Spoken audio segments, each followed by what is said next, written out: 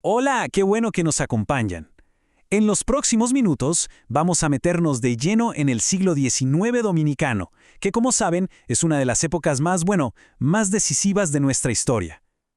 La idea es darles herramientas súper prácticas y claras para poder llevar este periodo, que a veces es tan complejo, al aula de primaria.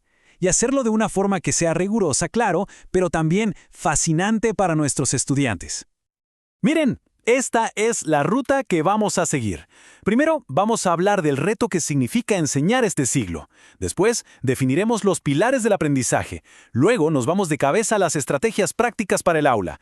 Veremos cómo evaluar de una forma que tenga sentido. Y, para cerrar, vamos a reflexionar un poquito sobre nuestro papel en la formación de ciudadanos críticos. ¿Listos? ¡Vamos allá!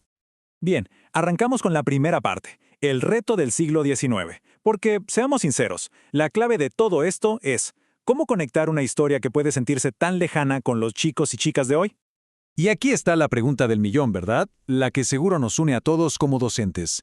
¿Cómo le hacemos para transformar esa historia tan compleja del siglo XIX, llena de luchas, de caudillos, de anexiones, en una lección que sea de verdad memorable y que signifique algo para nuestros estudiantes de quinto grado? Bueno, pues ese es justamente el desafío que vamos a enfrentar juntos hoy. Perfecto. Ahora vamos a los cimientos de todo esto. La segunda sección, los pilares del módulo. Porque antes de pensar en el cómo vamos a enseñar, tenemos que tener súper claro el qué. O sea, cuáles son esos objetivos clave que queremos que los estudiantes se lleven. El propósito central lo podemos resumir en 3 puntos. Primero, que logren una buena comprensión histórica de cómo se fue formando nuestra nación. Segundo, que desarrollen pensamiento crítico, que aprendan a analizar por qué pasaron las cosas y qué consecuencias trajeron. Y tercero, que es fundamental, que valoren de dónde viene nuestra identidad nacional dominicana. Esos son nuestros 3 nortes, nuestro GPS. Y para lograr esos objetivos, ¿qué temas vamos a tocar? Pues aquí tenemos un panorama general. Vamos a hablar de la controversial anexión a España y por supuesto de la heroica Guerra de la Restauración. También vamos a desmenuzar el fenómeno del caudillismo, las dictaduras como la de Lilis y cómo empezó a sentirse la influencia de Estados Unidos. Cada uno de estos temas es como una pieza clave en el gran rompecabezas de nuestro siglo XIX. Y con esto llegamos al corazón de esta presentación, la tercera parte, de la teoría al aula. Aquí es donde la magia sucede. Vamos a ver cómo convertir todos esos conceptos históricos en actividades prácticas y llenas de vida para nuestros salones de clase. Una herramienta visual que es súper poderosa es la línea de tiempo. Por ejemplo, para la Guerra de la Restauración. En vez de solo dar una lista de fechas, una línea de tiempo nos permite contar una historia. Empezamos con el grito de Capotillo en agosto del 63, vamos viendo cómo se expandió el movimiento, cómo se fueron desgastando las fuerzas españolas y terminamos con la retirada en el 65. Así, los niños pueden seguir la secuencia de una forma mucho más lógica y visual. Ahora, hablemos de un concepto que a veces puede ser un poco abstracto, el caudillismo. Es importantísimo que lo definamos con mucha claridad. Como ven aquí, hablamos de un fenómeno político dominado por estos líderes militares de cada región, que tenían sus propios ejércitos, y su lucha constante por el poder, bueno, esa fue la causa principal de la inestabilidad de la época. Tener esta definición a la mano es clave. Y bueno, ¿cómo explicar las facciones políticas? Una comparación así directa funciona de maravilla. Por un lado tenemos a los rojos, con Báez a la cabeza, fuertes en el sur y con esa tendencia anexionista. Y por el otro, a los azules de Luperón, más del norte, del Cibao, y firmemente nacionalistas. Esta tabla tan simple nos ayuda a visualizar una rivalidad que fue muy compleja. Ahora, fíjense en esta sugerencia pedagógica que a mí me parece brillante. Para que los niños entiendan mejor esto de las facciones, podemos compararlas con equipos deportivos que están compitiendo por el poder. Es una analogía genial, ¿no creen? Pero ojo, y esto es muy importante, siempre tenemos que recalcar que las consecuencias de esta competencia no eran un juego, afectaban la vida real de la gente. Sabemos que la historia casi nunca es en blanco y negro, y la figura de Ulises Heureos, Lilis, es el ejemplo perfecto. Una tabla como esta nos ayuda a enseñar esa complejidad. Por un lado, su legado positivo. Sí, hubo infraestructura moderna, se impulsó la exportación. Pero por el otro, su oscuro legado negativo. Una deuda externa que era insostenible y una represión brutal.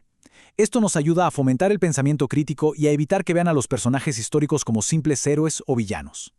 Muy bien, ahora sí, manos a la obra. Nuestra primera actividad práctica, el Museo Histórico del Aula. Esta es una idea fantástica para que los estudiantes se apropian de verdad del conocimiento, de una forma interactiva y trabajando en equipo. ¿Y cómo lo hacemos? Los pasos son bien sencillos. Primero, formamos los grupos. Luego, le asignamos un tema a cada uno. La restauración, el gobierno de Lilis, los caudillos, lo que sea. Después, ellos mismos crean sus exhibiciones usando carteles o maquetas. Y al final, presentan su trabajo a toda la clase, como si fueran verdaderos guías de museo. Y la segunda propuesta es igual de creativa, el periódico del siglo XIX. Con esta actividad combinamos investigación, escritura creativa y comprensión de la historia de una forma que de verdad les va a encantar. ¿Y qué podría tener este periódico? Imagínense los titulares. Una noticia de última hora. España anexa la República. O una entrevista exclusiva a un soldado restaurador. Un editorial de opinión que pregunte, ¿son los rojos la solución? Hasta anuncios de productos de la época. Las posibilidades son infinitas, y esto permite que los estudiantes se sumerjan por completo en ese periodo histórico. Bueno, ya enseñamos, ya hicimos actividades, pero ¿cómo sabemos si el aprendizaje fue de verdad significativo? Pasemos a la cuarta sección, evaluando con propósito, porque el objetivo es medir la comprensión real, ir mucho más allá de la simple memorización de fechas y nombres. Para lograr eso, necesitamos usar diferentes herramientas. En lugar de un único examen, podemos usar rúbricas para evaluar proyectos, como el museo o el periódico. También funcionan muy bien los ensayos cortos, las presentaciones orales sobre personajes históricos o incluso los portafolios, que nos dejan ver el progreso del estudiante a lo largo de todo el módulo. Y con esto llegamos a nuestra última sección, la que de alguna manera une todo lo que hemos visto. Sección 5. Forjando ciudadanos críticos. Porque al final del día, ese es el impacto duradero que buscamos cuando enseñamos nuestra historia, ¿no es cierto? El punto crucial es este. La clave de todo es conectar el pasado con el presente.